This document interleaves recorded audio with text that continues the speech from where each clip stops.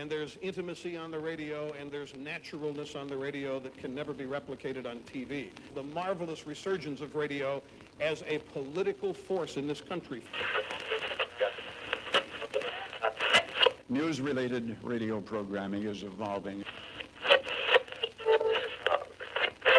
There's a huge hole in our dialogue that can be filled by the synthesis of traditional radio and the freedom that comes from a live podcast.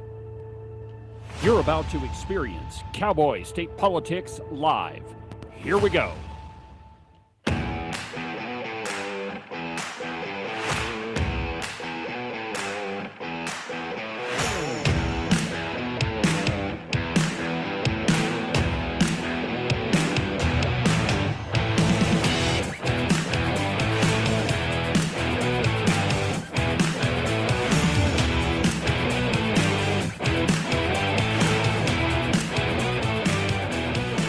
Good morning, my friends, and welcome to another tremendous installment from very high above all the insipid and puerile forms of Wyoming mainstream media. This is Cowboy State Politics. I, of course, am your illustrious host, David Iverson, firmly ensconced behind the silver Cowboy State Politics microphone and broadcasting to you from the base of the Bighorns at the Cowboy State Politics Studio in Sheridan, Wyoming. Good morning, my friends, and welcome to the program. Happy Tuesday. It's great to be back in the studio from my little travel to Utah. Now, Ken, when we were leaving the hotel, actually when I was preparing to leave the hotel in Utah, I didn't realize that it was the month of June. And I also didn't realize that the hotel I was staying at, which was the Radisson right downtown, ended up being ground zero for a parade that day. And I have to tell you, I have never seen anything quite like that. This guy walks. I'm sitting there talking to a group of people. We Hicks don't make very good travelers, do we? No, we do not. So I was sitting in the lobby having coffee, and with a couple of friends. Anytime you go to any of these events, you know a few people. So we're drinking coffee, and one of them taps me on the shoulder and says, "Hey, did you see that?" And I said, "Well, I don't know what you saw." And she goes, "Just look at the restroom for a minute." Well, out walks this guy in a full body leotard that you could see everything in. And he's festooned with a fedora and this rainbow wig that was hanging out the back of him. And apparently that's necessary to make a political statement. Probably a high school teacher somewhere. No. Well, maybe. He did have a very large midsection. But I was absolutely shocked at what I saw. So anyway, but I did have a good trip, aside from the Pride Parade. And again, not aptly named. If you're walking around like that, you shouldn't be proud of anything. But had a great trip, talked to a lot of people. Anytime you go to one of these conferences, there's lots to learn. And so, had a good trip. How was your trip? You went to Washington, D.C. to do some political stuff. How did you find out? Well, you were gone for a long time. Yeah, it was a good trip. Nothing eventful in any of the flights, of course. Had a good time out there. We went with about 40 Wyoming legislators. I think Matt Obrick said this is probably the largest group. Do you have that group shot? Yeah. Hold on. Let's see if we can pull that up somewhere. There it is. So all your favorite friends and neighbors there on both sides of the aisle, which made it interesting. Of course. No, everybody stayed peaceable. We had a good visit. We met with, 10 or 11 cabinet members, and they came out and plugged the administration's agenda. We were able to ask some questions and bring up some concerns. And so that was good. And then we also got to spend some time, I in particular got to spend some time with both John Barrasso and Harriet. And it was an interesting trip. I'm sure. Had a day and two halves of days to go see the tour, so we certainly didn't see everything, but we saw much of it. You couldn't get very close to the White House, but because there were so many interesting things going on with them setting up, for example, for the fair. Right, the Yeah, 250. yeah, they were setting up for that and all of the construction that's going on. You may not have got the typical pictures, but you can get them anytime. So it was kind of interesting to see how things were. But you did get a couple of good pictures. I did. Not that one. How about there? Ah, Barry Goldwater. Barry. That is the only bolo tie in Statuary Hall. And they also say that there's a tattoo visible on his hand. And I wasn't sure that I could see that. But anyway, kind of unique. So there's the good Senator Goldwater. And it was fun to see that. There was another one, I didn't send you a picture, but Charlie Russell is in there. Yeah. And I thought that was pretty cool. There is Washakie, a statue very similar to the one, but not as large, the one that's in the state capitol. Yeah. And very, very impressive pieces of work. Yeah, so anyway, I mean, if you ever get a chance to go to Washington, D.C., Ken and I were talking about this before we went on the air this morning. There's so much stuff that you'll be disappointed in the decisions that you have to make. Because, I mean, you want to see all these things.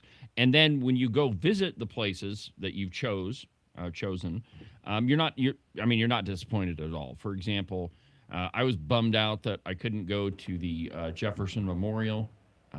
Instead, we went to the Natural History Museum and the American History Museum, and those are incredible.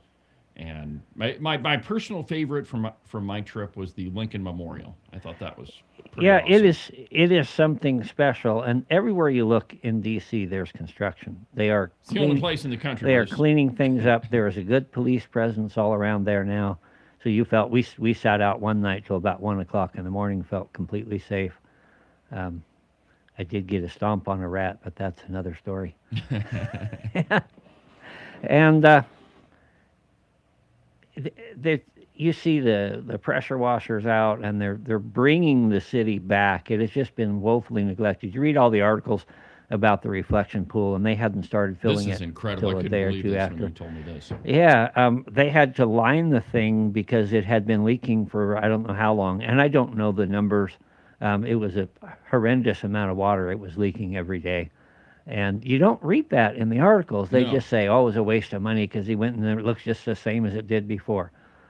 Yeah, except for we're not pumping water. We're not dumping 40,000 gallons a day out of it. Anyway, the Lincoln Memorial is still on the list to be finished, cleaned up. They were doing some preliminary work. But overall, the city very, very much better than what I've heard it was like in the last few years. Yeah, anyway, I mean, when I was there, of course, we're talking 20 years ago, it was incredible, and I wish I would have had a week to go look at everything. Yeah, you can't even get through the Smithsonian in 2 weeks. No, not all of them, for sure. All right, so let's get to the program. Yesterday, the Campbell County Republican women held yet another debate, and they had the statewide elected offices, and then the Senate and the House. So I guess those are statewide elected offices, too. But there's so many candidates for the U.S. House of Representatives that it's very difficult to hold a debate and make any of it make any sense. And, I watched the entire congressional debate that they held, and I think that the Campbell County Republican women did a pretty good job. And as you'll see in a couple of the videos, I think I've got it recorded right, but what they did is they split them up into two groups, and they'd have one group on the stage, and they'd ask them a couple questions, and then they'd say, okay, you guys buzz off. Let's get the other group up here. And so one problem is you never got interaction between all of them, but I don't know that that's really necessary, because really what they put on was a forum, not a debate. Because with 7 people, I don't know that you could have, a back and forth and have it make any sense. We all remember the 2016 Republican primary debates when there was, God, I don't know how many people were on stage, 10, 12, that it was just a circus. And so what I've done for you this morning is recorded a couple of sections from yesterday's debate over in Gillette. And so I think what we'll do is watch one of them. And the section is fairly long, But let's go ahead and watch one of them. Let's start with inflation and the economy. Go ahead and play that one, Ken. Okay. What measures would you support to curb inflation and spur economic growth? Right now, our national debt is driving our inflation, and we have to Okay, so fix hold that. on just a second. When you look at how big... So that guy that's speaking right now, that's Kevin Christensen. We did an interview on the program, what was it, 2 weeks ago with him? But anyway, he is the former regional director of the Bureau of Land Management, the second BLM that we all have a problem with. And the guy standing to his right, I guess your right, is Richard Dodson. And then, of course, it's Dennis Beitman on your right-hand side, and then Chuck Gray on the left. So go ahead and hit play, Ken, and let's watch this. Our debt is, and you've heard everybody talk about it, but here's a real solution. We have to have a balanced budget amendment to the Constitution of the United States of America. Today, Congress continues to borrow money that our government simply does not have. If we did that in our personal finances, it would be called fraud. We can't have that. 49 out of the 50 states have a balanced budget amendment for part of their constitution. The one state that doesn't does it by policy. It's time for the United States Congress to have a balanced budget as a requirement. Then the tough decisions will follow from that. That will drive down our inflation. When we get our inflation rate down, that will spur economic activity. It'll start with the housing industry. Lower interest rate loans will be available, and people will be able to afford homes again. Right now, the interest rates are a key factor that's a barrier to entry for a lot of new homeowners. When we do those types of things, and we demonstrate fiscal accountability, and we're spending on the things that matter to the people of Wyoming, infrastructure and things that drive our economy, help our industries in Wyoming. That's what Congress has to do. Those things will spur our economy, lower our interest rate. We know that people in Wyoming are doing all the right things, all right. but we're seeing that folks are... I was going to let it play and let you see that nobody responded to that point. But when a candidate says, we need a balanced budget amendment, that's a good applause line, because most people think, well, yeah, I have to balance my budget. Why does the U.S. government how can they operate any different? Well, to be absolutely pointed about it, a balanced budget amendment is paradoxically a license to print money is what that is. Now, it works at the state level because a state can't print its own money. Okay, here in Wyoming, though it is not listed in the Constitution, you'll hear all these politicians say that we're constitutionally mandated to have a balanced budget. That's not true. Okay, the word balanced and budget, those two things do not appear in the Constitution. Now, it is a statutory mandate, but it's not in the Constitution. So each state, yes, you do need to balance your budget, and it works because the state government cannot just print money out of thin air. Now, they can tax the bejesus out of you, which herein starts the biggest problem with a balanced budget amendment, that it is a license to tax. And here's how that's going to work. If you put it in the Constitution that the budget has to be balanced, well, let me back up. Have you ever known a group of politicians to decide to spend less money? They've got this big, giant budget.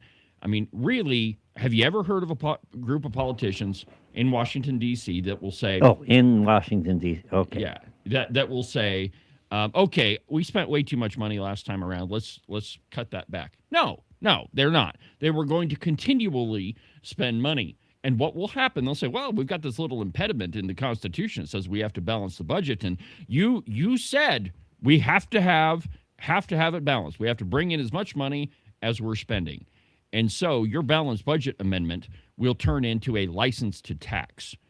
And there's only one type of country that truly runs on a balanced budget, and that's a communist one. Because they just continually take and spend money. So it's a profoundly bad idea, but on a debate stage, it sounds good, right? Most people look at that and they say, well, yeah, I have to balance my own budget. Why can't these politicians in Washington do the same. Well, they can, but we shouldn't have an amendment to the Constitution to do that because that will guarantee that you don't have any money of your own. Now, at the state level, it works. At the congressional level, it doesn't. All right, so let's go ahead and continue with the video. Still struggling with the high cost of groceries and fuel. All those will come down when we have fiscal responsibility and accountability in Congress. Thank you. Richard? So I came of age in the Reagan years. Graduated from high school in 1986. And when Reagan started fighting the Cold War, there was a lot of spending, and people got concerned. They got very concerned. Oh my, we're going to bury our children and our grandchildren in all this debt. And that continued on through the 90s until Newt Gingrich and Bill Clinton got together, worked together, found a solution, balanced the budget, and we actually had a surplus. And I, growing up in this environment, said, great, we can do this. We can actually pay down this debt. We did not pay down this debt. We cut taxes to give money back to people, which, I'm in favor of in general. But if you've got a lot of debt, anybody who has run a small business or run a household knows that when you have some extra money, you pay down that debt, even if you have to scrimp a little bit to make it all happen. That's what fiscal responsibility means. Well, Thank you. What do you do to curb inflation and spur economic growth? You unleash American energy dominance. You have to unleash American energy. Energy drives inflation. Right now, the price for a barrel of oil was over $100. That's why you're paying $5 a gallon at the pump. That's why you're paying higher prices at the grocery store. That's why everything is affected by the cost of energy. If you want to lower inflation, you got to cut spending. You can't print money like it's going out of style, and you have to have reliable, affordable energy. And I just so happen to have done that also in the Wyoming State Legislature. I sponsored the Wyoming Energy Dominance Fund. That bill passed into law just this session, as always, working with the White House on energy dominance. It's a huge fund to allow for massive projects like a new coal-fired power plant here in Gillette, the Keystone XL pipeline to come through eastern Wyoming, a uranium conversion plant, all the things that we need to get broken ground on today before the next Democrat administration takes over and stops our energy dominance plans. So energy dominance, cut spending, and stop printing money. Okay, stop for a minute. thank you. So I don't want to steal too much of Chuck's thunder here, but just a couple of comments. Just repeating the same phrase over and over and over doesn't make an argument. It's hard for a lot of us to understand what it's like to be on a debate stage until you're actually there. I mean, it's kind of like the playing Monday morning quarterback after you've watched your favorite team lose. that you're sitting in your armchair and you know the plays that they should have run, and my gosh, why didn't you tackle the quarterback when you had the chance? And it's really easy to call balls and strikes from your armchair. It's a totally different critter to be on the debate stage, and one of your tendencies when you're up there is just to repeat the same thing over and over because in your head it sounds good, and so you just continue to repeat it. Well, and what that's about Blackman was repetition doing. is effective? Repetition is effective. It's true. Okay, but that works differently in different venues. In this venue, it's you're trying to persuade voters to vote for you. Now, when you say repetition is effective, okay, so that was Paul Harvey that said that, and Sean Hannity does this a lot too, but it's different. They make a point, flesh out the argument, and then repeat it so that you don't forget it. What Dennis is doing there is just repeating the same phrase over and over and assuming that everybody's going to understand. But his energy dominance bill really is going to end up being welfare for the well-connected. It is a giant pool of money that's going to end up handing, hundreds of millions of dollars to companies that probably already have hundreds of millions of dollars in the bank account. It's the same thing that Wyoming does all the time, in that we give money to one company and we don't give it to another company. We end up picking winners and losers, and we wonder why the other company goes out of business. I mean, that's all it is one big giant slush fund. I mean, Ken, you were there. You had to vote on this thing. What was your take on the energy Well, dominance bill? I tried to change it. Actually, tried to. I'm going to move this over here. I tried to change it so it wasn't grants; it was loans. Yeah. No, And I don't even particularly like that. I don't It's think better than government a should be grant. involved, but it's a lesser egregious form, and we were unable to get the votes to alter that. But that's the way Wyoming thinks. They are so, and when I say Wyoming, I You mean mean the legislature. the elite Yeah. class. Yeah, they are so steeped in the idea of economic development, and it is our job to do that.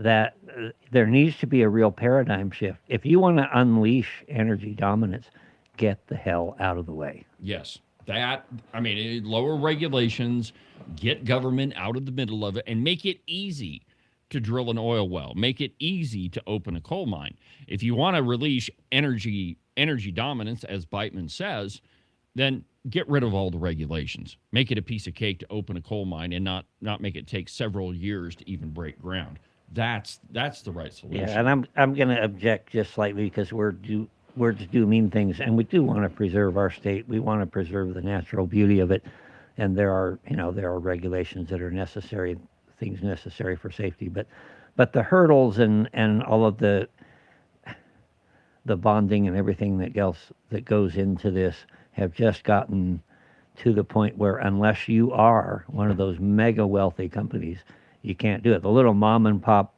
oil field is virtually going to be a thing of the past. Yeah. Well, and nobody, and here is, Republicans get accused of this all the time. Well, you just want to trash the environment and punch holes everywhere and open up giant coal mines. Well, it's true. We do want to drill wells and we do want to open up coal mines, but it is much cheaper to do things the right way in the very beginning than it is to cut corners. And let me give you a great example. So any oil drilling company, gas drilling company knows that it is much better to spend the extra money, case the well properly, make sure that you're cementing the well the way that it's supposed to be done, perforate the well the way the regulations say, than it is to cut corners and end up having a blown out well, and then you lose the whole thing. This whole idea of predatory energy companies, are there a couple of bad ones that are just, fly by night, let's punch the hole in the ground as fast as we can? Yeah, they do exist, but they're in the huge minority. I mean, most companies want to do things the right way, and this whole idea of having to have regulations to prevent companies from doing something they're already going to be doing. When I say get government out of the way and decrease regulations, what I mean is reduce the amount of permitting time from 10 years to 2. Make sure that you can get a project off the ground and you don't have to jump through all these bureaucratic hoops and have 15 approvals from 15 departments, most of whom don't know what they're talking about. So if we get government out of the way, make it easier to exploit minerals, then you'll see energy dominance. That's a very different approach than handing out hundreds of millions of dollars to companies that already have a huge chunk of change in the bank. All right, let's go ahead and hear what Chuck has to say, because he's going to speak last on this topic. Chuck? The number one cause of inflation is the debt and deficits. And I wish this was taught more in the schools. Boom. Because it's an important lesson for our youth. And one of the things that inspired me to get involved in public service was when I was in college in 2010. The last time we had any reductions in federal expenditure sequestration, it was 35 members of the Congress. It was basically 1/8 of the Republican conference that stood strong, said no to a debt ceiling increase, and said we are going to hold the line on expenditure. And they inspired the rest of the conference, and they got the American people around the idea that we need to control expenditure, and they demanded that of their members of Congress. I want to be that conscience of the conservative conference, just as I was as a Republican state legislator as we grew the conservative movement in the House and as the Wyoming Secretary of State. And then we have to stop this monetary expansion that the Fed has engaged in since 2008. It's wrong, and it's causing inflation. Okay. Thank you. All right, so that's the end of that video segment. But now let's just handicap that. So technically, Dennis Beitman was right when he says, and he only mentioned it like one time, that what is causing inflation is money printing. Now, he did mention it, but he didn't flesh it out. Now, when Chuck responded and he says, it's debt and deficits that is creating inflation, he's right too, and let me explain. Inflation is created by the printing of money. Okay, now on the news you'll hear, well, price inflation is up. That's an effect of the printing of money, and it's no more complicated than this. And I think I've used this example before. If Ken has 5 apples, and I say, hey, Ken, those apples look pretty good. Can I have one of them? He's going to say, well, are you out of your mind? I only have 5 of them. That one apple represents 20% of my entire apple supply. So, no, I mean, you're going to have to pay me for it. Now, what if Ken had 100 apples? And I said, Ken, your bushel of apples looks pretty good. Can I have one? Well, he's far more likely to give one to me because it only represents 1% of his entire apple supply. He has more of them, so the one apple that he has is worth less than it would be if he only had 5 of them. The same holds true for our money supply. Inflation is too many dollars chasing too few of goods. And what happens, and this is where Chuck is correct, what happens when the federal government runs out of money and we need a loan? Now, you think that the government runs to other countries like China or Japan or, pick a country, and then they say, hey, guys, can we have some cash? Now, sometimes that happens. It's true. China does hold a big portion of our debt. But the majority of that $37 trillion the debt is owned by the American people. And so what happens is the Treasury prints bonds or notes. The Federal Reserve prints money, or excuse me, it's the opposite. The Federal Reserve makes the notes, and then the Treasury prints the money. And the money is printed out of thin air, right? There's nothing backing it up. So it's no different than you making your own monopoly money, right? It's just, hey, we're going to create something that we already own, and then we're going to sell it to ourselves and print money to cover it. And you end up feeling the impact of it later because your dollar is worth less. That is why prices go up in the grocery store. Okay, the increase in prices is not inflation. Inflation is the printing of money. And so, yes, Dennis mentioned that, and Chuck did too, but neither of them really fleshed it out. So on this one, Ken, who would you say won that point? I like Chuck's fleshing it out better. Okay. And one thing, those of us that know Chuck very well, I was impressed. Calm, collected, said what needed to be said. Okay. I thought he did a great job there. Bo did a good job as well, and was accurate insofar as he went. You'll find, though, that virtually every time Bo speaks, he wants to mention the energy dominance. It's the answer to everything. Yeah. And that begins to wear on you. Even if there's some truth in it, you need to approach things, I think, from a little different side now and then. Yeah, I agree. And on this one, I would say that Chuck probably won that point, but not by much. I mean, we're not talking a 10-run blowout. We're talking, he won it by a run. The other two, in my view, were just kind of parroting popular ideas without really having thought them through. Yes, I agree. All right, so we got one more. Well, actually, I have two more debate videos. But one of them is the closing statement. So let's go to the Chuck and Bo waste and fraud. Maybe?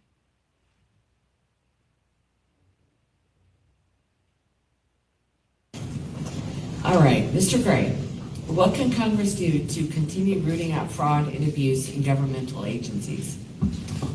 Well, one of the things that Congress needs to do is provide oversight. It's one of the roles of Congress to provide oversight over the executive agencies and ensure that every single dollar that is being spent appropriately.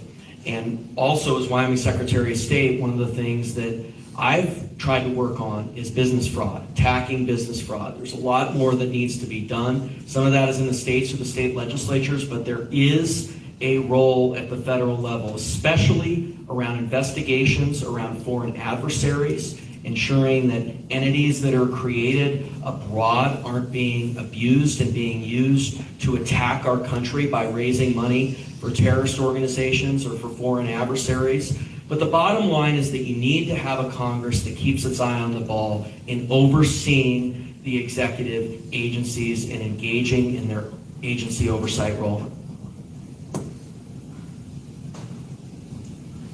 Congress cannot abdicate their role in this. Congress has to be a watchdog on every single federal government agency.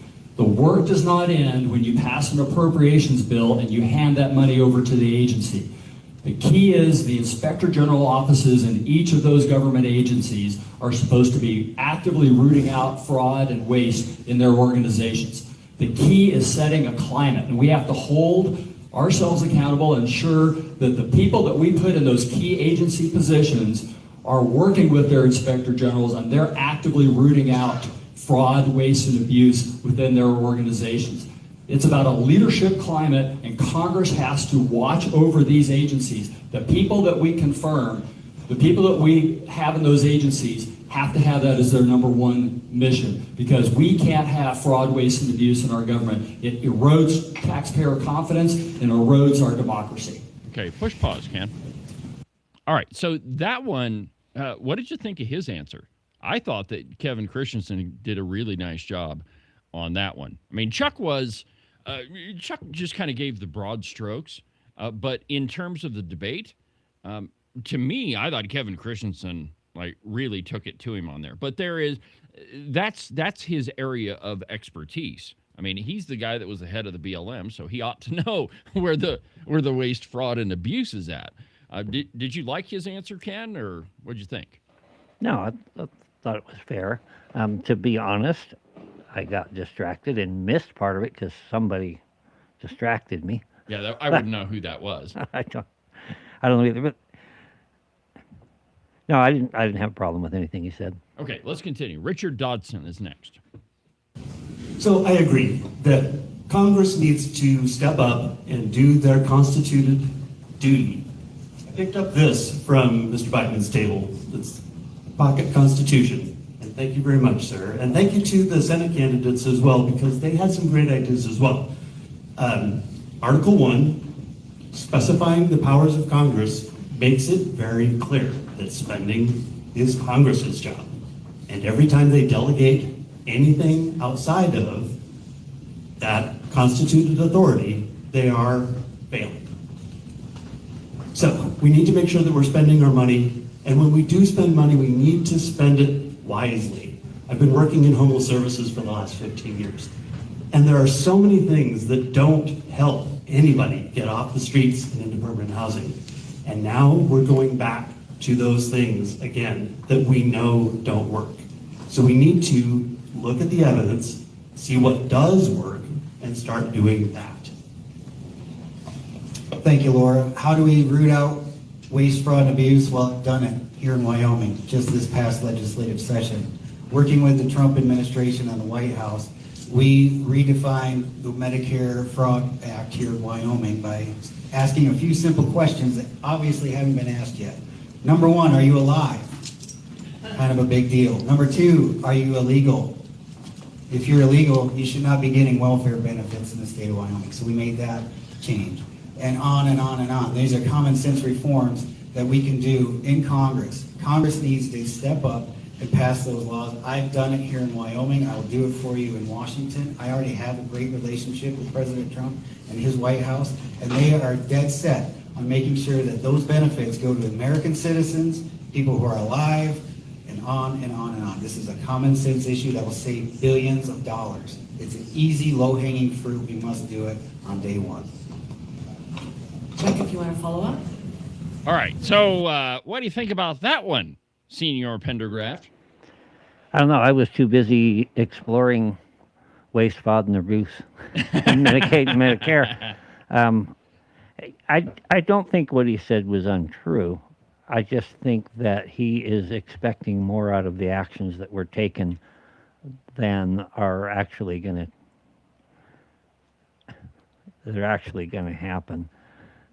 Yeah, there's some problems there. I was able to speak with Dr. Oz when we were in Washington, and I asked him a couple of questions, and I pointed out some inherent flaws in the way the system is currently working, and he agreed with both points that I made. In fact, I have a video of that. We could share it sometime. He agreed, and then he sidestepped it and moved on to something else. So it is kind of a typical Washington speak to make a gesture in the right way and say, this is going to do this, but in real practical terms, we haven't really changed anything. Yeah, well, and I get frustrated when I hear, how do I want to put this, colloquialisms in responses. And the one that you heard from Dennis on that one was, and on and on and on and on, and on and on and on and on and on. Well, you have to define what that is, right? Just say it. That doesn't mean anything. The one that gets me is, and I'm not saying he used it, but when people use, no, I don't your know. job is to explain. Right. And in that exchange, really, I think the person that won that question was Kevin Christensen. It's not that Chuck or Dennis were necessarily wrong. It's that both of them were pretty vague. The only person in that exchange that actually provided any sort of specifics was Kevin Christensen. And I don't know that he was off the mark. I mean, his answer was, look, you got to look at these agency heads, and they already know where the overspending is. And by the way, they have somebody inside their agency to look for waste, fraud, and abuse. Now, where he is incorrect is all of those agencies ought to be doing that, but they're not, right? And probably in his own BLM, when he was the guy running it, he had an inspector general, and my guess would be that probably wasn't happening. And so the real answer is, how do we force these reforms? Well, you have to hold people accountable. And the only way to do that is if you're willing to, go in and really look at what people are doing and fire the ones that aren't doing the job and hold them accountable. Yeah. But I think in that exchange, it was Kevin Christensen that won it. Well, I don't. Okay, who do you think? I think Bo won that one. Okay. And I think if you went and you asked 10 or 12 people that watched that, they would probably agree. He said the things people want to hear. But that doesn't mean he won the argument. See, you are a purist in debate, and I am a little bit more of a realist in the practical, what's going to be the effect. And I think that Bo was more effective. Okay, well, maybe more effective. But the reason we're doing this segment is to cut through the bull crap. And you're going to need a lot more time. We are. It's true. There's plenty of bull crap floating around. But the point there is that, did Bo say the things that probably resonated with the crowd? I would say that that's probably true. But I think in terms of the argument, I would say that it was Kevin Christensen that won that. Now the trouble with debates, I think, is you have two different kinds of them. You have an academic debate, and then you have one like a political debate. And generally, and I wish we had the ability to do this. When you're watching the debate on TV and they've got the little dial, and the crowd is saying, yes, this person is good. It meters favorability as it goes on in real time. Yeah, and so, when you have a public debate, probably a pretty small percentage of the crowd is going to be well-versed in, all the ins and outs of policy. But one of the reasons why you analyze a debate afterwards is so that you can give people an idea of, okay, where should I be looking? What were the essential points of this argument? Yeah, and in this little case here where you and I are maybe looking at things a little differently, the way to clear that up is before you begin to define the goals. Yeah, you define the goals. Yeah, what are we trying to measure? And you and I are measuring things a little bit differently, but that's okay. No, and all of that goes in there. So when you look at a debate, there are different styles of judging it. You have those people that go point to point and say, okay, well, this guy didn't counter this one, didn't answer this charge, therefore the other person won. You've got like the big picture people that are looking for, okay, these are my three important things that I'm looking for in the debate. I want to cut spending, I want to handle fraud, and I want to hold politicians accountable. Well, if you're that person and you're looking for those three things, Well, the person that hits on those, that's the one that you're going to say, yeah, well, they won it. And then you have the person that just listens to it and you say, well, yeah, I think I was more persuaded by that guy. And there's no right or wrong answer, and which is why we have these debates, so people can it's watch. impressions. Yeah. You left one group out, though. Oh, did I? There are some very, very tough national critics, and they will judge you, say, by the crease in your trousers. Yes. Yes. Well, I would probably fit into that group too. All right. So I've got one more video, and this is the closing statements. So go ahead and play that one. It says, I think it's called Debate Closing.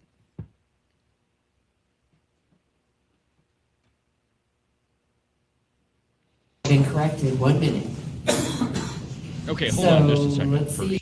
So, so there's two people on the stage that you haven't heard from yet. The guy on the right is Frank Chapman. We did an interview with him. And then, of course, there's Jillian Balow. Now, the reason why I didn't show you a segment, and again, what the Campbell County Republican women did is they split the group up, and then in the closing statements, they kind of mixed everybody together. Okay, but there really wasn't, in my opinion, anything all that significant in the second group with Jillian Balow, Frank Chapman, and David Gerald. I really didn't. I mean, I watched the whole thing, and there was nothing that really made my eyes pop out and go, "Wow, I should show everybody this one." So here you go. Here's their closing statements. Mr. Whiteman, you're up first. Thank you all for having me. It's been an honor to be up here on this stage with everybody here. I'm Bo Biteman. I'm running for Congress because I care about Wyoming. I care about America. America is still worth fighting for, or I wouldn't be doing this. I would be back home with my family and living out the most productive years of my life, making money in the oil and gas and energy business. But I felt that calling to go to Washington, D.C., to do what I've done in the Wyoming legislature, which is fight for conservative principles that work, deliver real results for the Wyoming people, and build coalitions and lead by example. I'm not a clout chaser. You don't see me out in front of all the cameras, but I can guarantee you this. You send me to Washington, D.C., I'll show up early, I'll stay late, and I'll get the job done for you, because that's who I am. That's where my parents raised me. Let your results speak for themselves. My results speak for themselves. I'm a hard worker. I'm not a show horse. Send me to Washington to represent you, and I'll make you proud. Thank you. Well, it's been great to be here tonight, and I have a track record of advancing America First conservative policy for the silent majority, for you, the people of Wyoming, in both the legislature and the executive branch. And I don't back down. When the governor got upset that I was relentless in trying to stop a woke wind lease in Converse and Niobrara counties, he started threatening me and saying, and flying off the handle, or using Jimmy's word, flying off his keister. But I kept it on the issue, and we won. And we stopped those woke wind leases.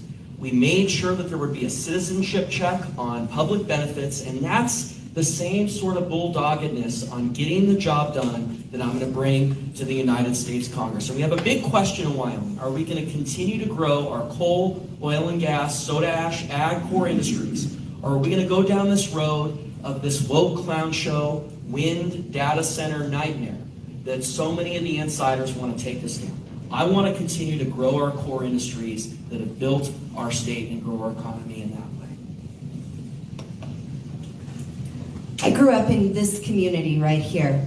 I've grown up, I've thrived, I've worked, and I've been educated all over Wyoming. I am campaigning across Wyoming, and I will continue to serve every single community once I'm elected. When I am out campaigning, here are the issues that I hear are most important to you. Healthcare costs, the costs of everything, energy, housing. I hear about water and the drought that we're in. I hear about our public lands. I oppose the wholesale sale of our public lands or the transfer of lands. And I hear about a lack of opportunities for the next generation. Those are the problems that I want to solve. You can count on me to be a reliably red and conservative voice that's strong in Congress, but I want to fight for the people of Wyoming and the issues that matter most to you. I'll work with colleagues in Congress, I'll work with the White House, I'll work with state leaders, industry, and you right here in this community every day to solve the issues that matter to you the most. My name is Frank Chapman. You only get one representative to send to Washington. That person has to be mature, they have to be an adult, and they have to get along with other people. I don't mean that to be funny. I've beaten the Washington elite. I know what it takes to fight them. I know that we need to fight for the state of Wyoming. I know that we need to fight for our Second Amendment rights. I know that we need to fight for mineral extraction and our fair share of the severance fees that are paid up to the federal government. And I know that I need you to understand that you are not alone, because I'm there to fight with you. And that's my pledge to you if you vote for me. Go to Chapman for Congress, read about me, support me, and we will get this done together. We will fight together and we will win. Okay, so there's the closing statements. I didn't interrupt him because I just wanted you to hear all four of them together. What do you think? Tell me in the comments, just from what I showed you, who do you think did the best job? Now, of course, you didn't hear Frank Chapman or Jillian Balow in any of those videos I showed you, but just from the closing statements, you just tell me what you think. My opinion of the whole debate, I think it was kind of a toss-up. I don't think that there was anybody that really ran away with it. I think if we had to handicap the whole thing, I would say it was probably a win for somewhere between Dennis Beitman and Chuck Gray after watching the whole thing. But, like I say, I don't think that there was any real shocker, moments where I said, yep, this person won. But I think somewhere in the middle, Chuck Gray, Bo Beitman. What do you think? Well, just looking at those closing statements, I look for every time you open your mouth, you're saying something, so I learn a little bit more about who you are. And what I heard with Bo, what I heard with Jillian, what I heard with Frank were words that really don't mean anything. None of it meant anything. Yeah. What I heard from Chuck was the same thing you hear from Chuck. When Chuck gets done, you know exactly where he stands. Yes. And I have tried to do that similar thing in my own way. I don't want to leave any question about who I am or what I want to do. I don't want to leave people with the impression that he's just up there saying what politicians say. And in that regard, in this segment, I like what Chuck had to say, even though a lot of people are going to take issue with it. Chuck's tough. He's a fighter, and I appreciate him. I did not watch the whole thing, but through what I saw here, I would say, yeah, I think at times Bo shined, and I think at times Chuck shined. I did not see much out of anybody else. Yeah, there wasn't, like I say, I watched the whole thing, and I showed you the two bright spots that I thought. And, it is a hard thing to get up on the stage and debate. And anybody that thinks that that's an easy thing, you're out of your mind, man. More people are scared to get up in front of a group of people and talk than anything else. Snakes, spiders, heights, it's a hard thing, and it's hard to do. So we'll take a break, and we'll continue when we come back.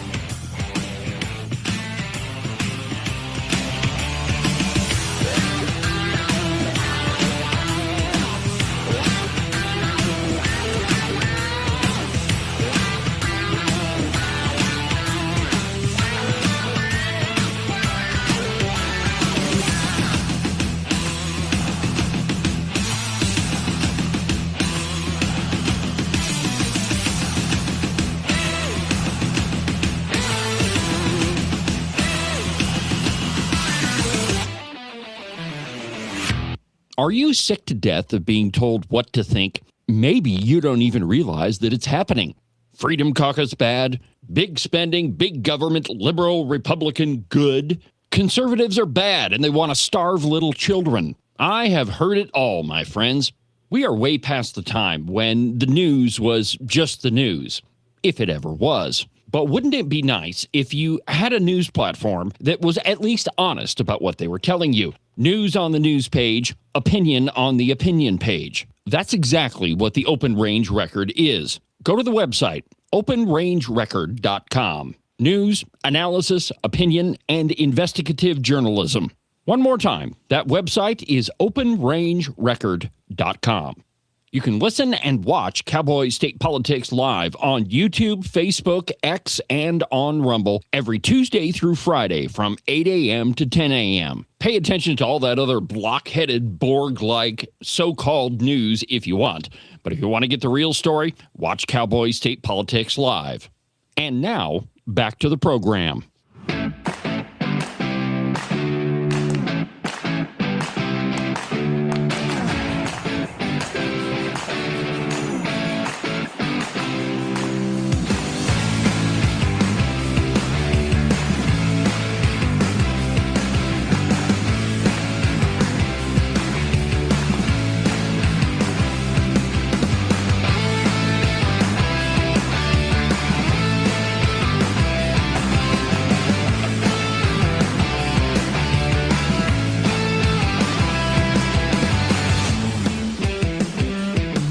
Welcome back to the program. Cowboy State Politics Live on a Tuesday, moving through the program.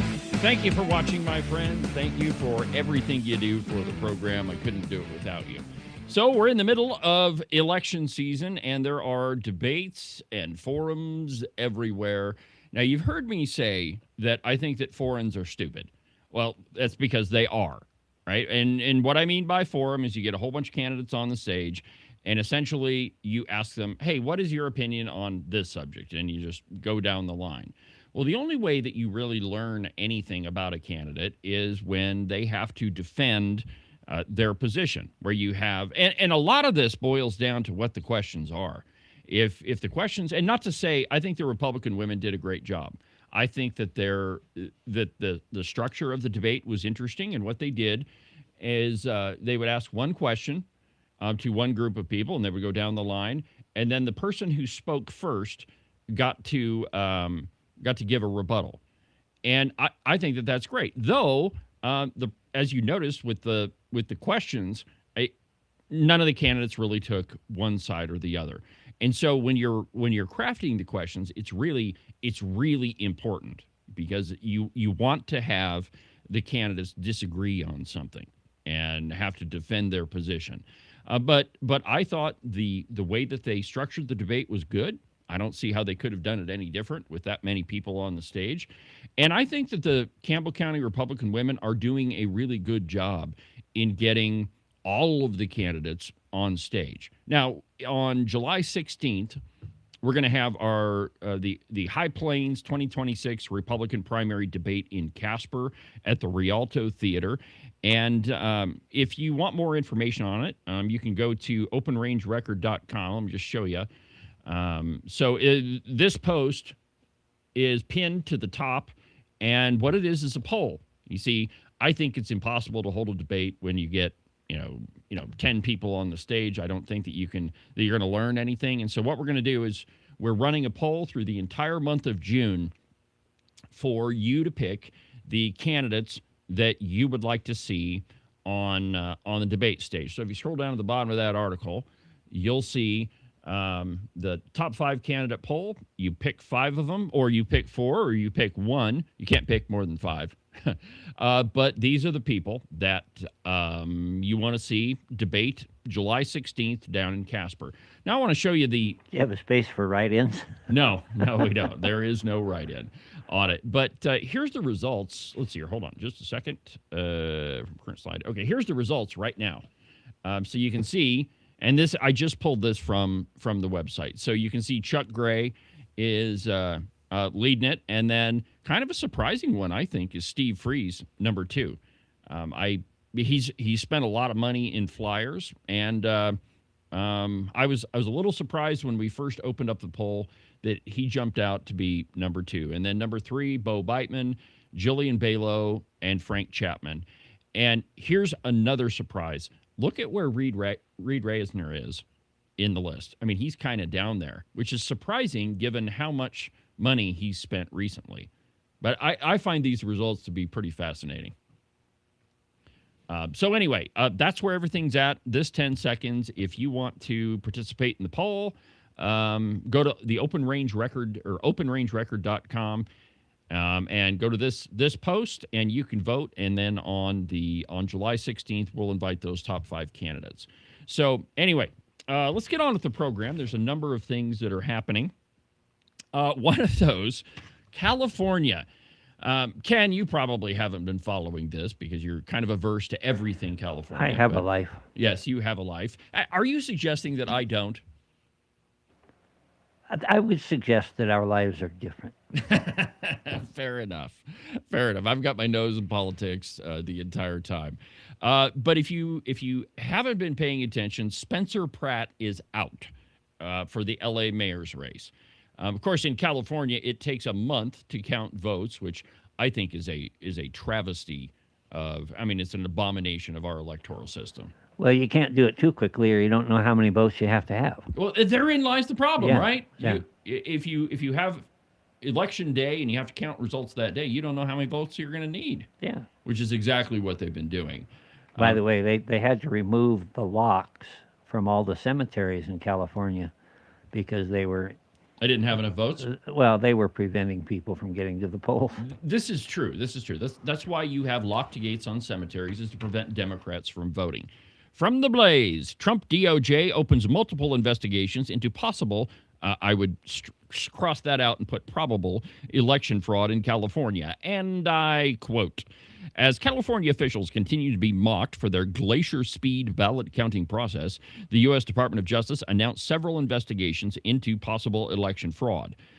Without commenting on any specific allegations, U.S. Attorney for Central California, Bill S.A. Lee, announced Friday that his office, in conjunction with the FBI, has opened multiple election fraud investigations. Quote, we will investigate and prosecute. Every legal vote deserves to be counted. Every illegal vote cancels one out.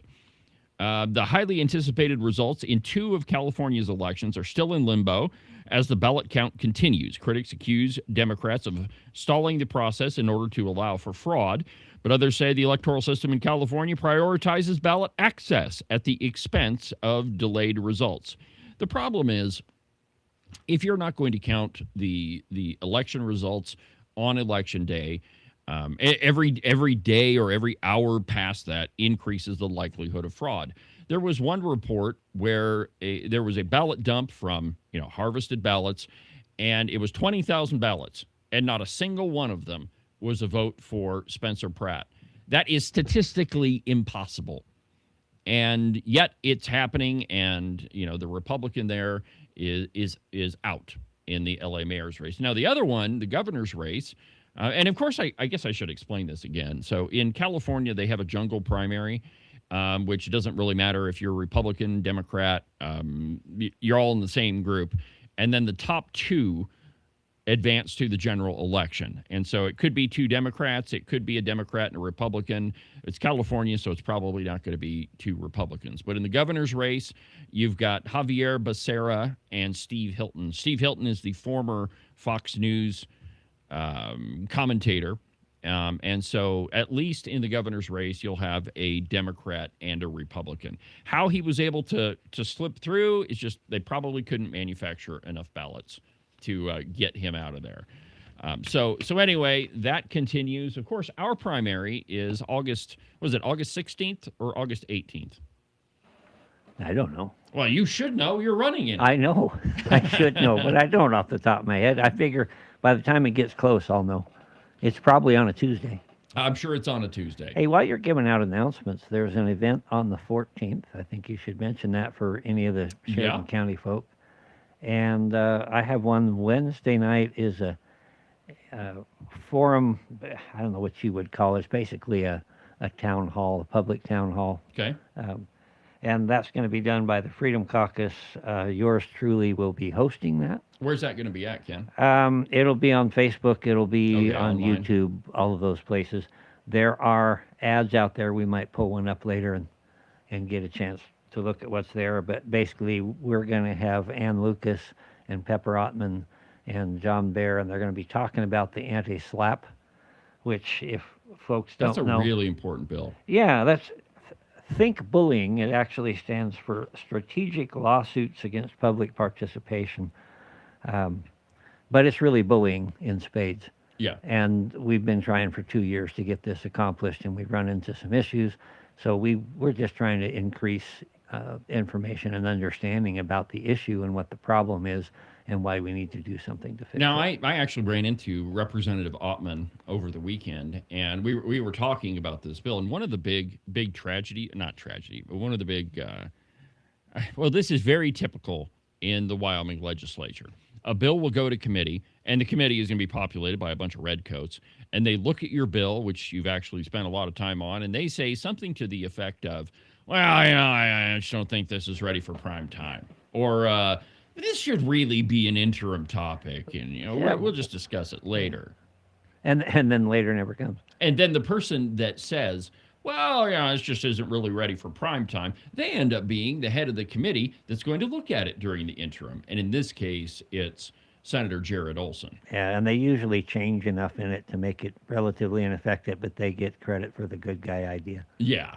But this is such an important topic that it really goes to, and I guess we should start with what this is. So a SLAPP lawsuit is a completely frivolous lawsuit that is filed against somebody to shut them up. And so it's not intended to win.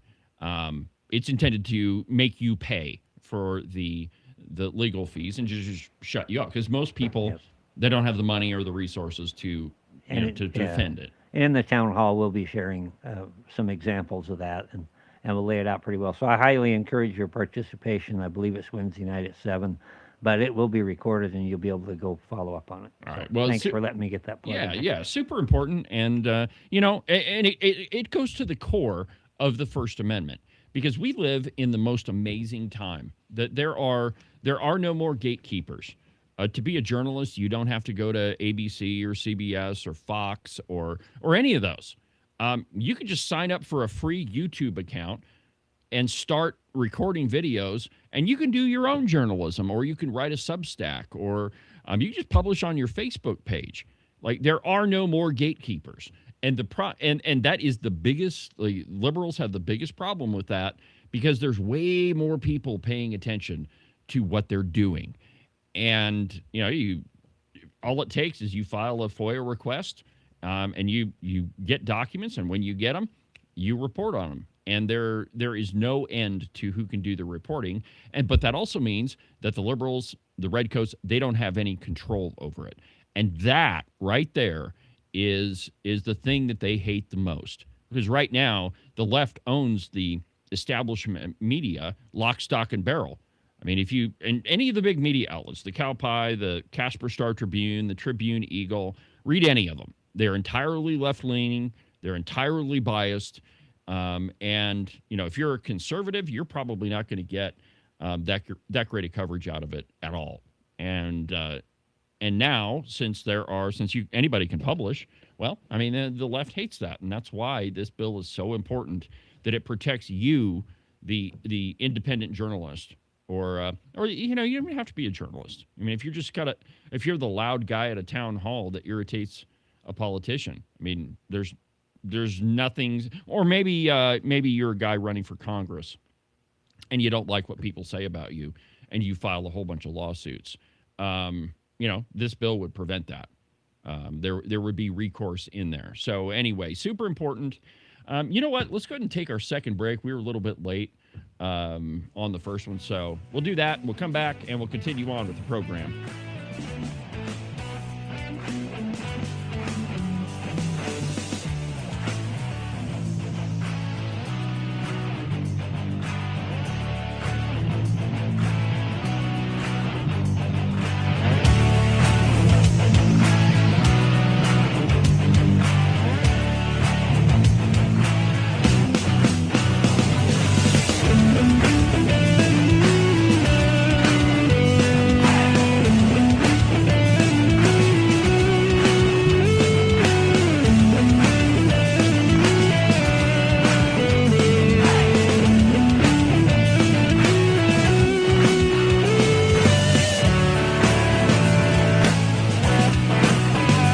I know that you think it's spring and that the weather is just going to continue to warm up and you don't have to worry about snow or ice or 30-degree temperatures anymore.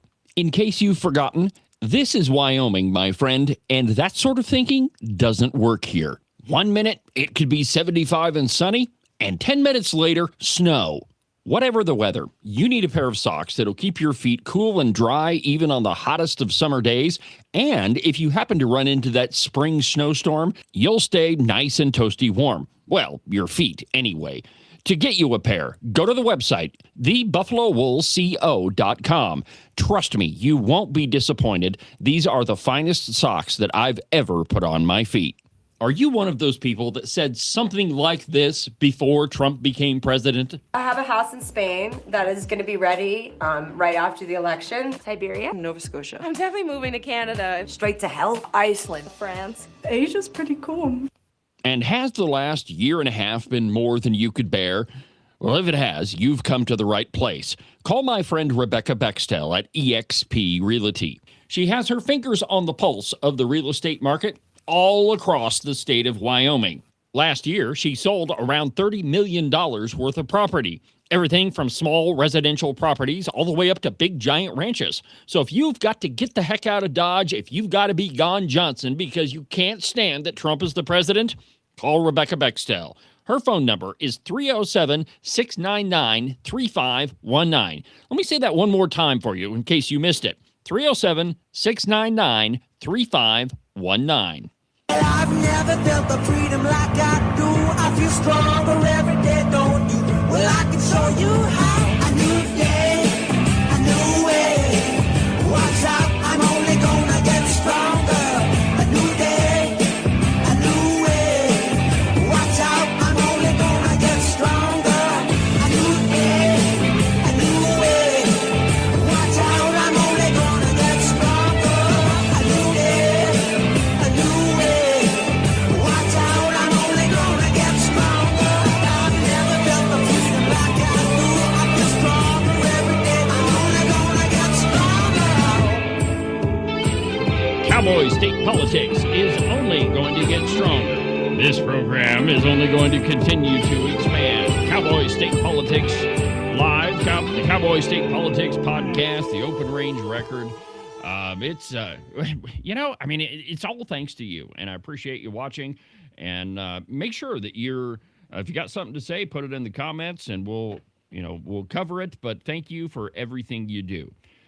You always say things like that, and I think, does that apply to me? And so when you say, I couldn't do this without you. Well, it's true. I know that you could, because you have to a lot.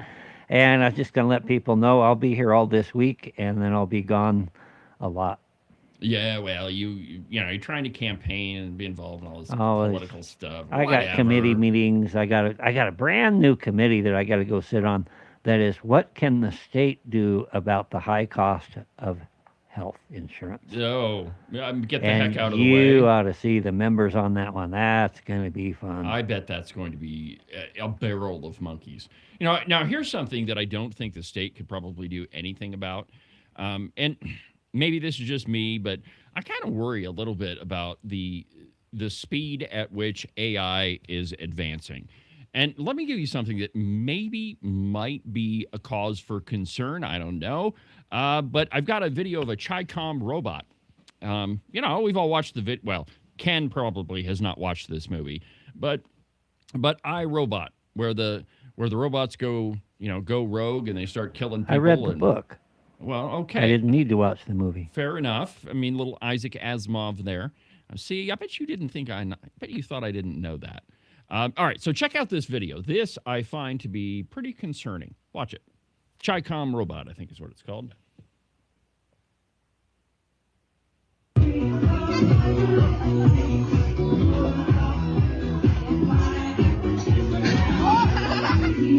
So it kicks the little kid.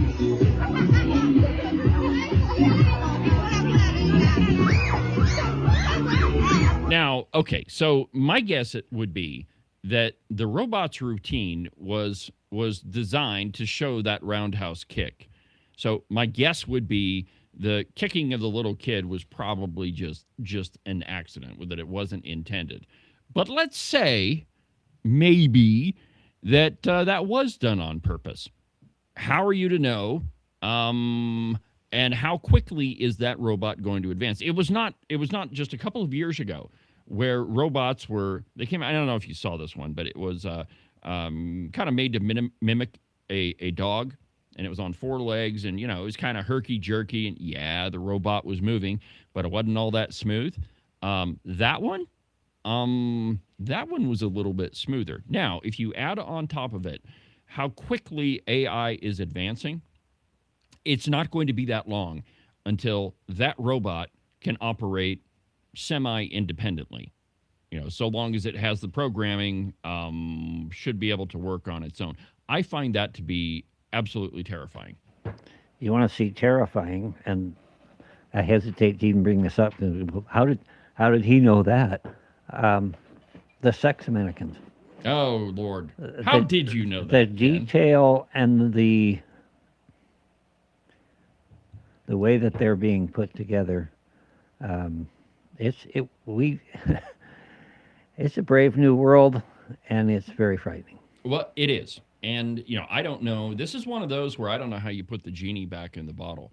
Every day people send me articles that, because I work in this field, so I recognize AI pretty much in written form, pretty much right off the bat. But a lot of it, it looks pretty realistic. It really looks like somebody actually sat down and wrote it when in fact it was a machine. So we're not that far away from not being able to tell what is real and what is not real. There are a combination of things that are really interesting to me. You've seen drone swarms that can create images, even reproduce a photograph effectively in the sky. Yeah, pretty crazy. Yeah. Did you ever read Dune? I didn't. That one I watched Frank the movie. Herbert's Dune. Okay.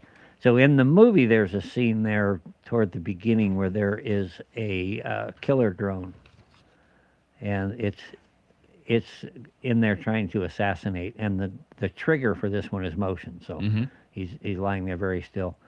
But you combine AI with drone technology, some of these drones that they're doing, the tininess, you can barely even see them. Right. And the lethality. The world is fixing to get really weird. Yeah, well, I mean, it already is weird. Let me give you another one. Filmmakers claim they've caught America's Loch Ness Monster on video. My eyes were popping out, they said.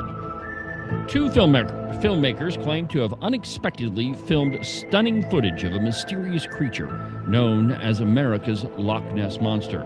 Richard Rossi and Kelly Tabor filmed a children's movie based on Champ, the mythical serpent-like beast that for decades has been rumored to lurk in the 125-mile-long Lake Champlain, which straddles upstate New York, Vermont, and parts of Quebec. But it is only when they were editing parts of the footage 2 years later that they saw something swimming behind their boat, which they are convinced that Champ is real. Now, so this is the picture. Well, first, okay, so I think that you've probably all seen this picture.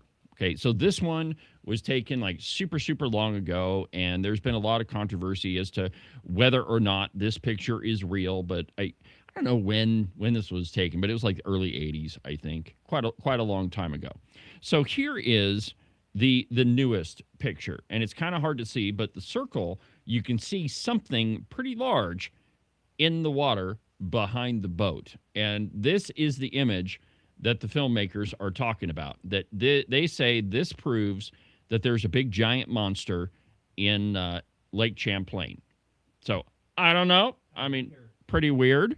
I wonder if the people of The View were on remote and swimming or something. They could have been. I just wonder. But, who knows what that was. But like the article says, that, it wasn't until 2 years later that they were editing all the video, and they see this thing in the water.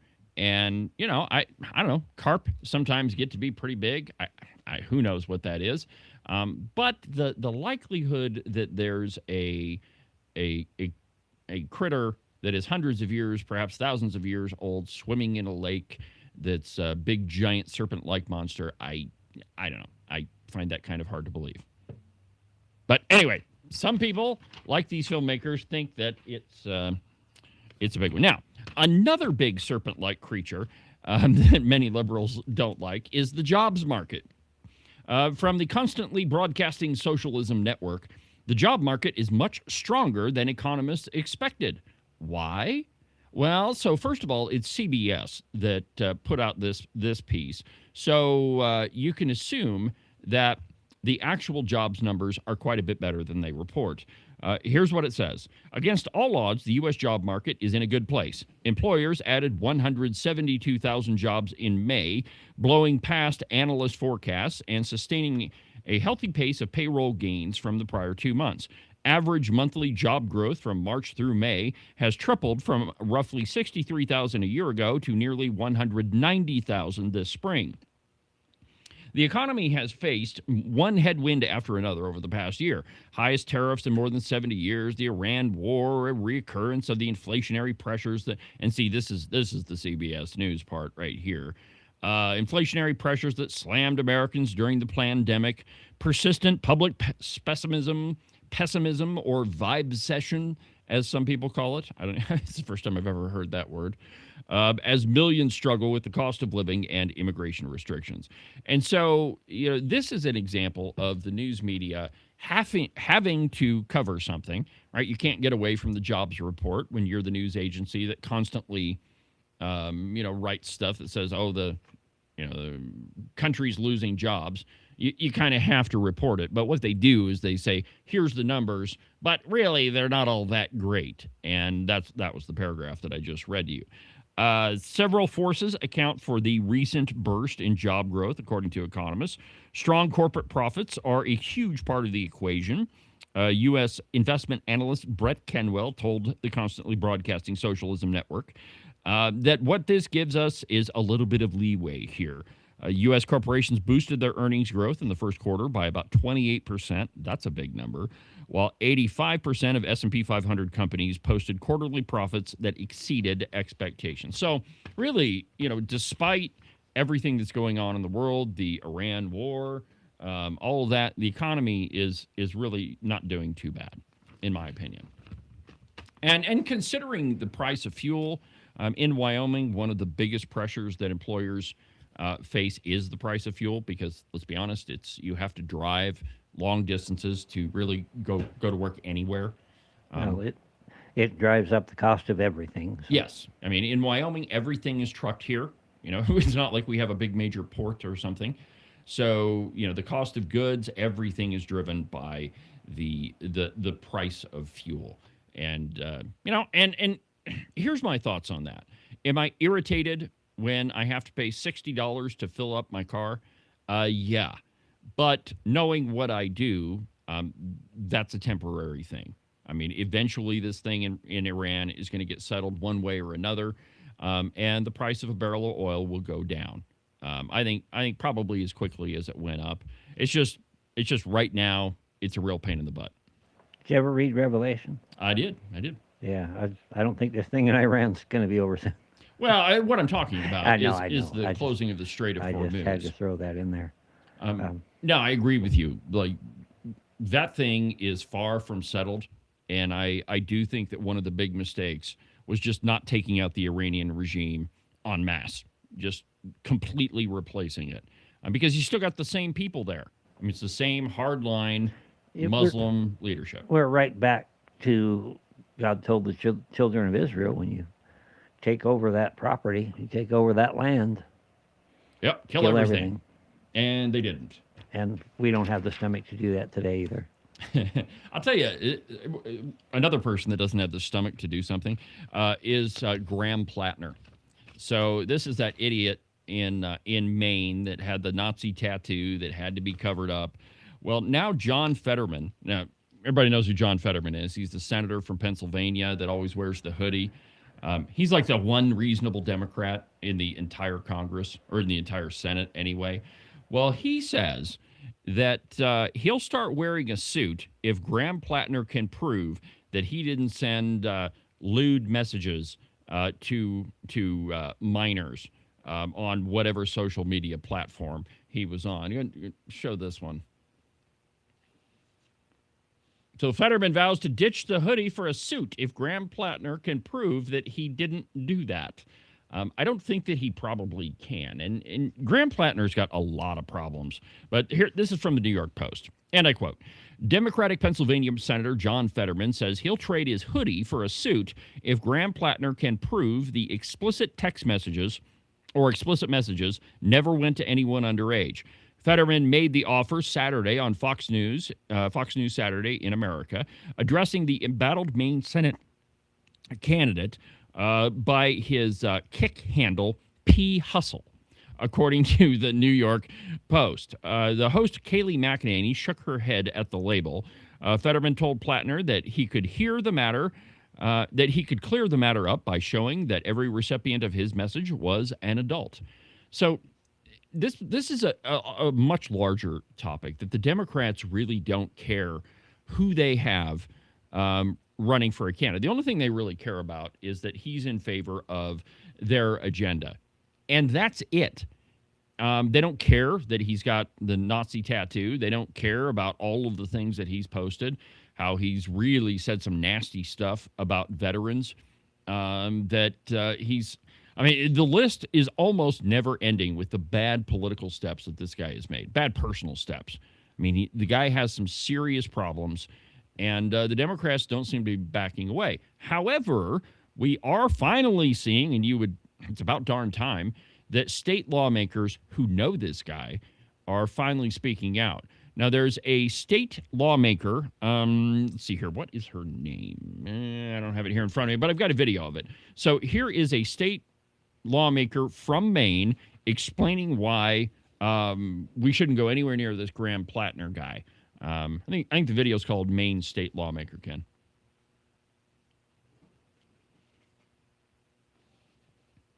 His personal life is a mess, right? We understand that. We've seen scandal after scandal come out. But what I think is incredibly dangerous are the policies that he's looking to advance, taking the extreme green agenda to DC that has already made our cost of electricity skyrocket in our state under Democrat leadership for the last 8 years. If we see that implemented in DC and we see costs increase across the country, it won't just be crushing Mainers, it will be crushing American families and workers across the board. You know, it doesn't surprise me that we have a candidate like Graham Plattner. You see the same kind of extremism here in our state, where we've had a Democrat governor and Democrat House and Senate for the last 8 years, which has resulted in some really atrocious policies. We've seen Mainers' cost of electricity skyrocket. We've seen 32 new or increased taxes. We've seen all of our overall cost of living increase. And so Graham Plattner has sprung out of that and is looking to take those same policies to DC, harming not just Mainers, but folks across the country. I think he's tremendously dangerous, and we can't have him in the Senate. I think the majority of Maine voters are in a place where they're going, oh my gosh, the cost of living is killing us. It's hard to do business in Maine. Our costs are going up, and so we need something. Not understanding that it's state policies that are making life so hard for us. And so they look for a savior, and they think, you know, some of the more extreme Mainers think that they've found that in Graham Plattner. Couldn't be further from the truth. All he's going to do is take these extreme policies that have already harmed us so tremendously here in Maine, increased electricity costs, increased the cost of living, increased our taxes, and take that to DC, where then we're going to continue to see a burden increase on Mainers. I think Mainers would be well advised to stay far away from Graham Plattner and his extreme policies, or else we're going to see our costs continue to skyrocket here in Maine. Here at Lead Maine, we're looking to educate. That's probably good enough. So the question is, why do the Democrats not give a crap about how terrible this guy is? Because they only care about one thing, and that is that whomever the candidate is, that they hate Donald Trump, and that is what their platform is. I mean, this guy has probably the worst background that I think I've probably ever seen in a candidate.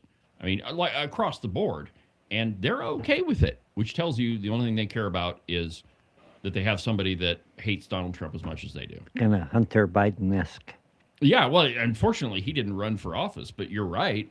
I mean, we've got that big giant book over there that's the Hunter Biden report that we can't even show on the program because it's too explicit.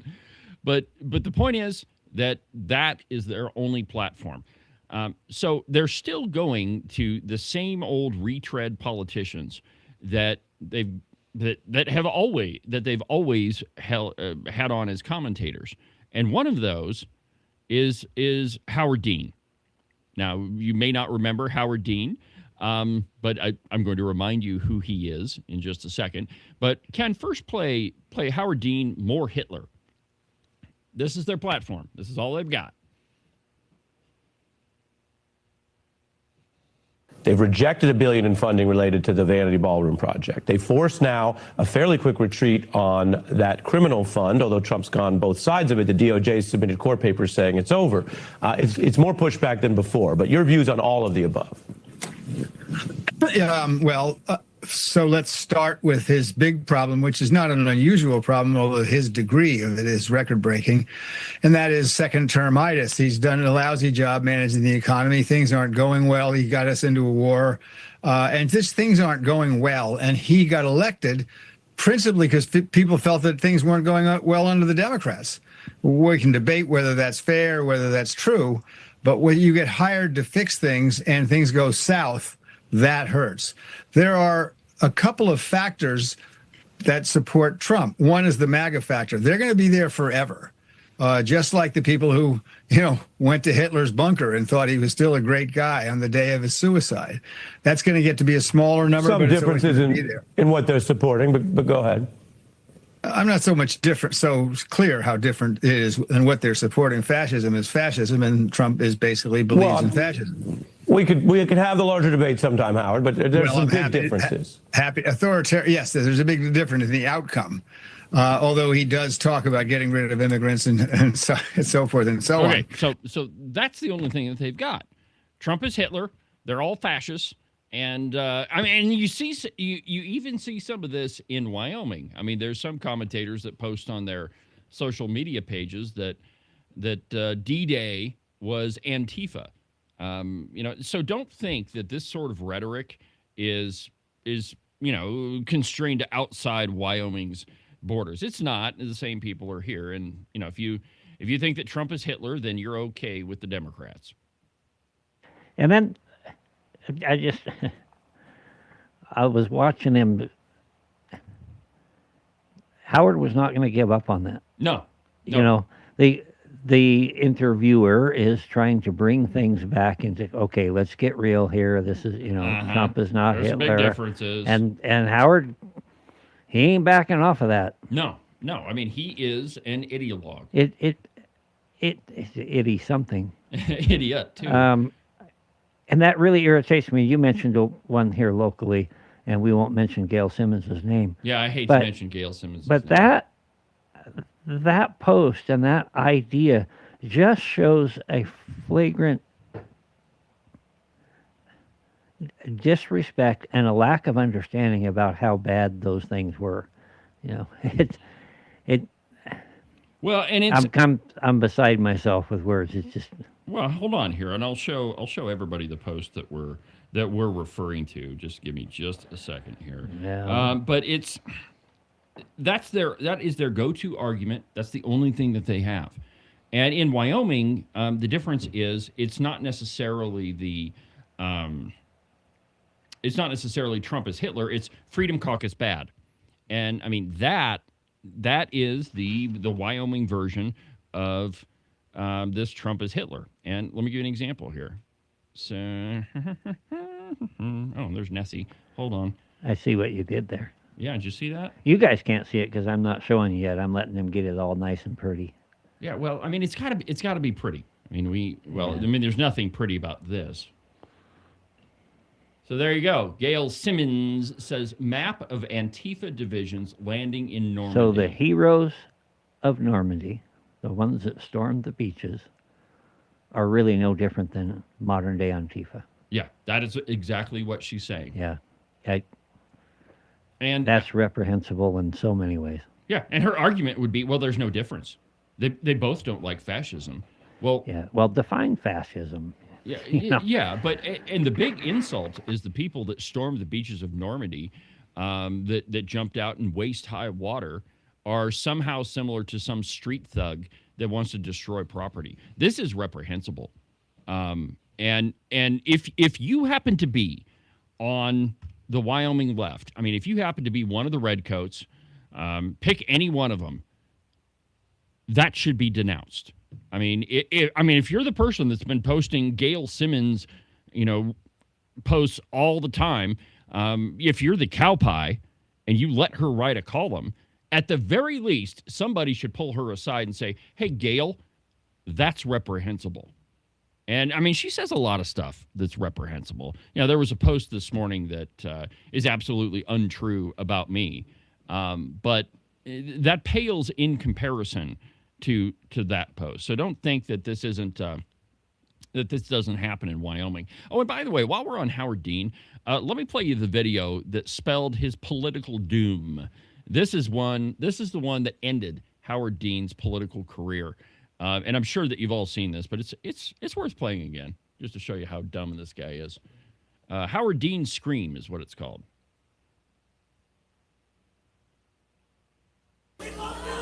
You know something? You know something? If you had told us 1 year ago that we were going to come in third in Iowa, we would have given anything for that.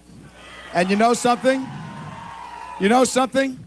Not only are we going to New Hampshire, Tom Harkin, we're going to South Carolina and Oklahoma and Arizona and North Dakota and New Mexico. And we're going to California and Texas and New York. And we're going to South Dakota and Oregon and Washington and Michigan. And then we're going to Washington, D.C. to take back the White House. Yeah!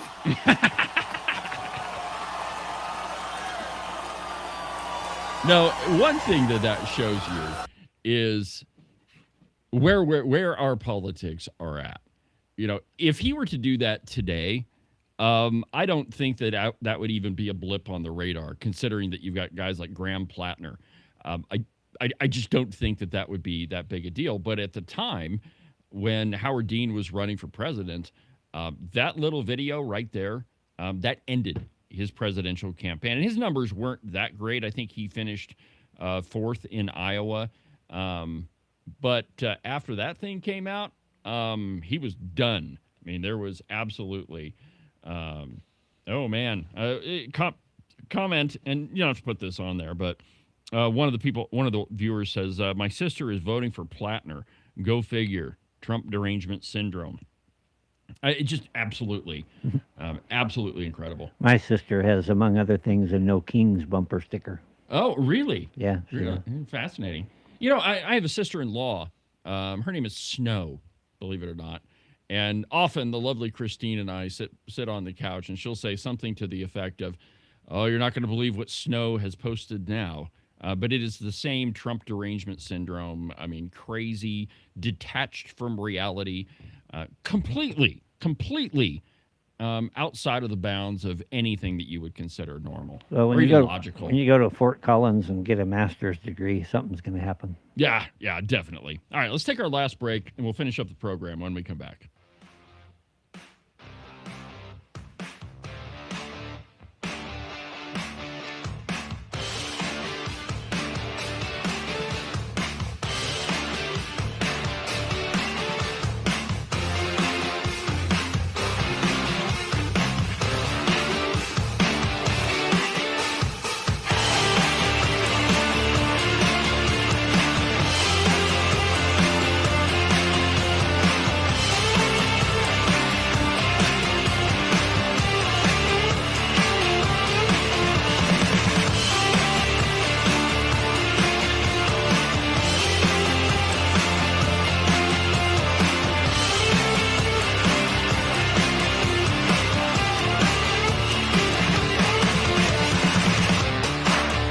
Are you watching what's happening in our country and asking, what can I do? Join the John Birch Society in Salt Lake City, June 6th, for a powerful one-day conference. The day includes a host of respected speakers, 2 meals, and meaningful connections.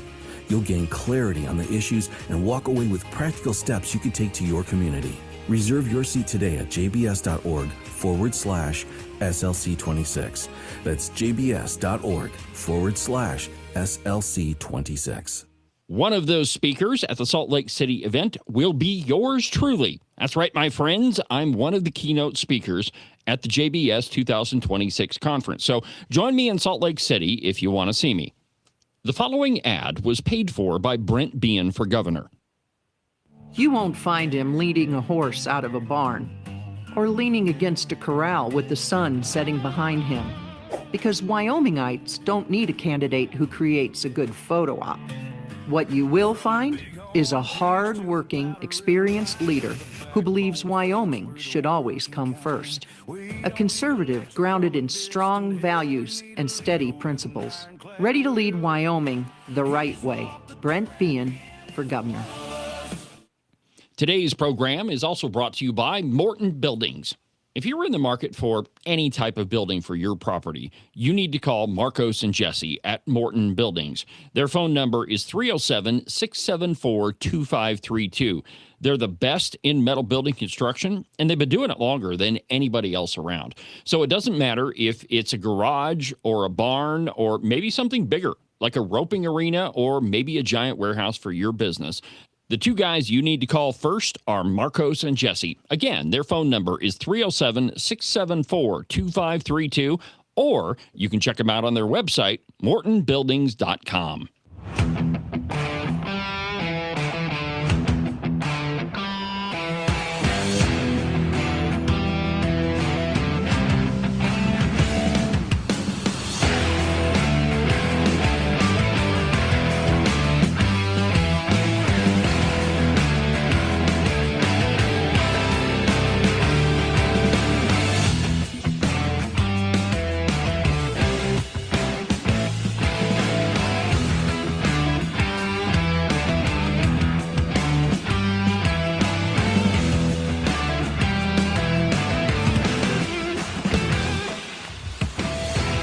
Now, while there are most media outlets that are still suffering from a rampant case of Trump derangement syndrome, there are some signs that perhaps some media outlets are, shall we say, trying to be a little bit more fair.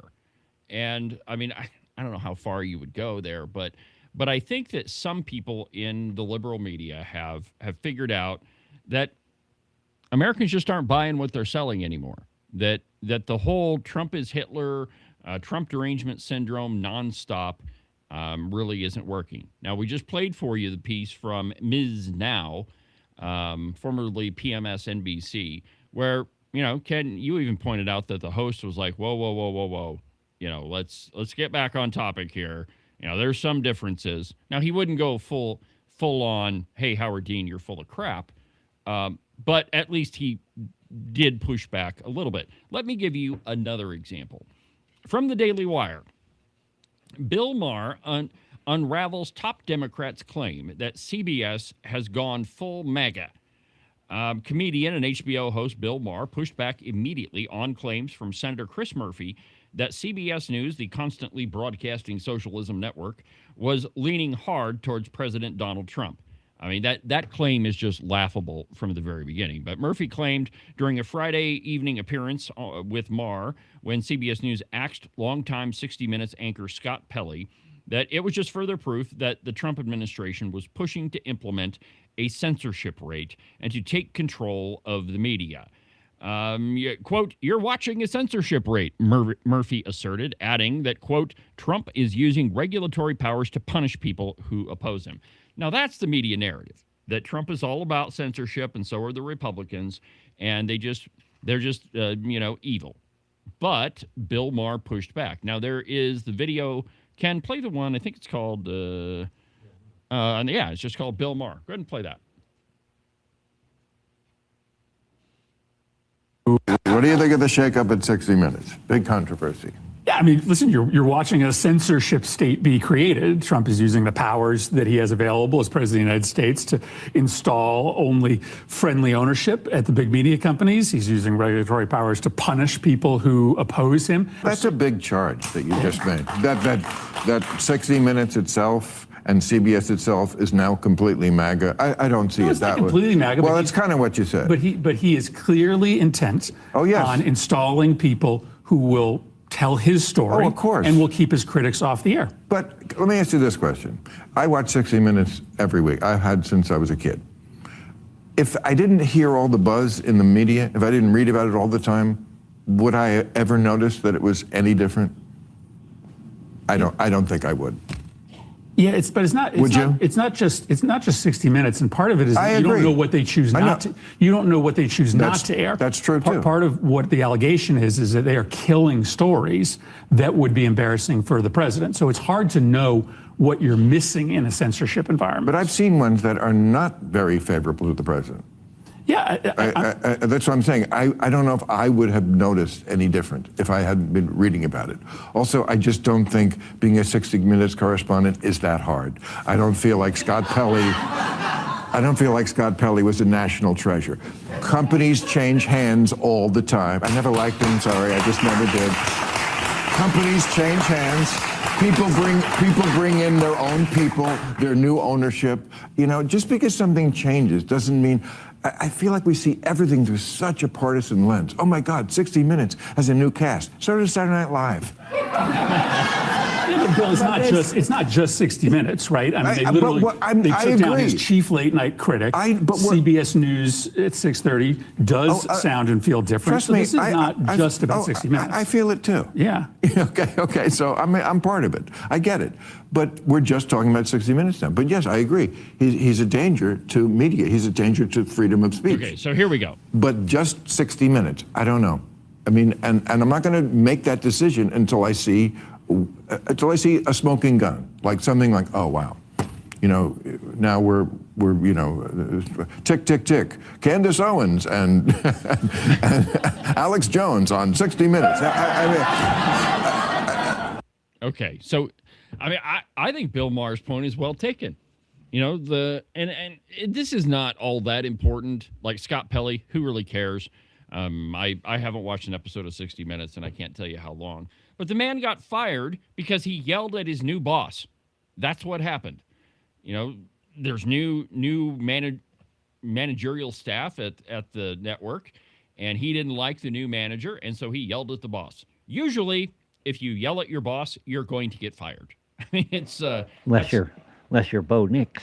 Yeah, unless you're Bo Nix, right? Unless you're just irreplaceable. But really, there are no employees, generally speaking, that are irreplaceable. And when and Bill Maher's correct, companies change hands all the time. When, CEOs change, and usually when that happens, they clean house, get rid of the old people, bring their new people in, and that's how it works. Wyoming Business Council. Yeah, well, we need to do that with those people. Man, they still infuriate me. I ran into somebody on my way home. I was in the Denver airport, and they happened to be from Wyoming. I was waiting in the lobby to get on the flight back to Sheridan, and we were just talking about it. They didn't recognize me, but they were talking politics, and I just said, "Hey, what do you think about the Wyoming Business Council?" And they said, "Oh, we think it's great." And I said, "Do you think that the guy that runs it ought to be paid $288,000 a year?" And they were shocked. Even more so when I said, that the governor doesn't even make that much. That the only person that makes more than that is the head coach of the Wyoming football team. And there may be one other, but I mean, he's up there. And that's the part that they objected to. Things like that ideally are the job of the press. They're supposed to give you the facts and all the facts. And we've seen a gross misrepresentation. We mentioned it earlier in the show regarding the reflection pool. That thing was leaking like a sieve. It desperately needed repair, and Trump went in and repaired it. And all they're talking about is a waste of time because he painted it blue. Yeah. That's not the whole fact.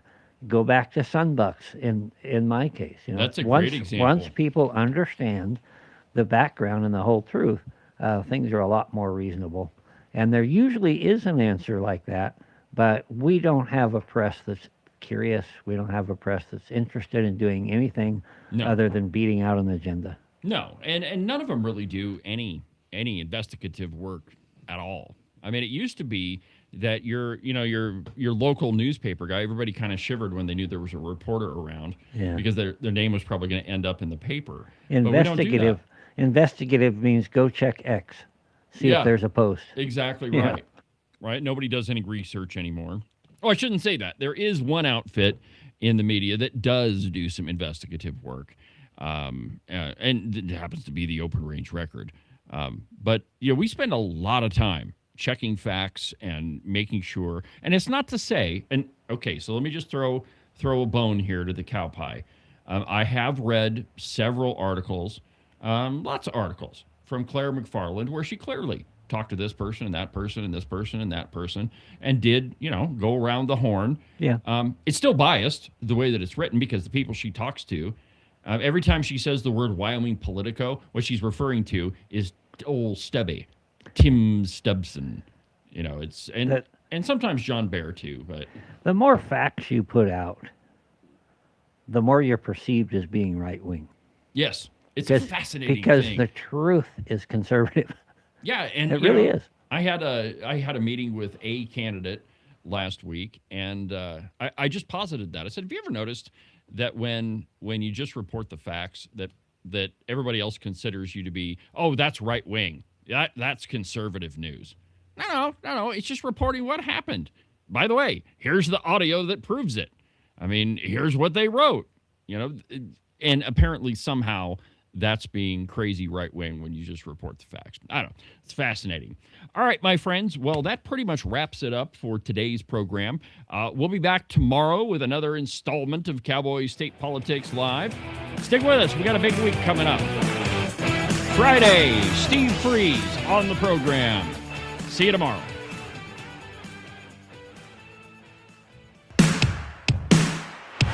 Hit end stream again.